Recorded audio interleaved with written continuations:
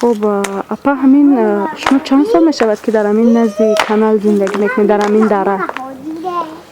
همین 20 سالگی نه که در 56 رفتیم قشت زندگی میکنیم. وقتی ما نبودیم ما کم جرفتم و ریمینی خیلی کوچوندنیه. این مثال ما شوهر کردیم نیم قصرش رو زندگی کردیم اینه که بهبودی شود استادیم همین خیلی. وقتی که بارش زیاد می شود و مثلا آبی کانال بسیار می شود ضرر نمی رسد به خونه؟ می رسید پیشتر می رسید. یا دو برستگی او گذشتگی تا به این خانوی در رفتگیه.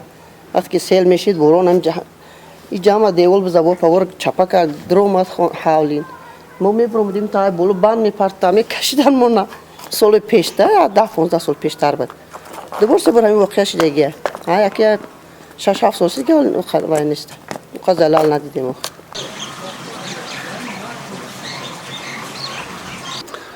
نعمت سفرعلی رئیس محله سخبو ما اسماعیل سومونی شهری دوشنبه. خب همین محله شما در قطار محله های منطقه های خطرناک شامل می شود؟ شامل می شود.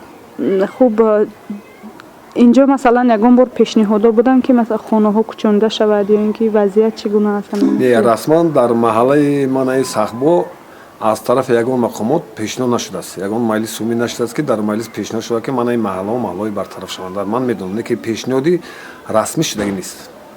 چقدر اهالی دارد در این محله؟ این محله زیاده از 10,000 اهالی دارد.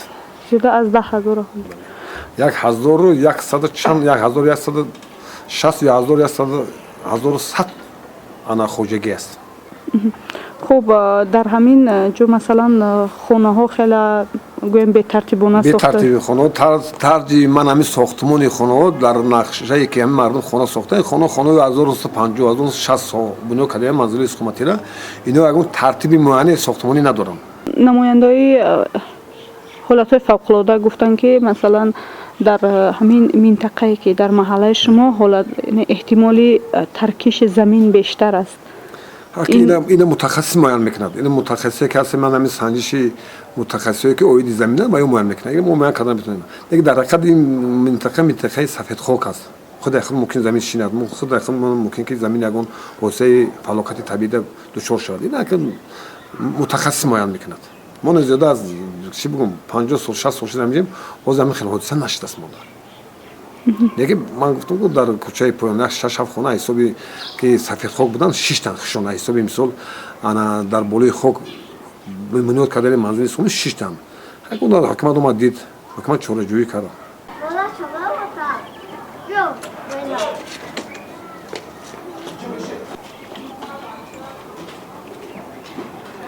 خطر اگر راست دیگه په خاص یک ممکنه سال 2008 ایسن دیگه خطر هم نیست.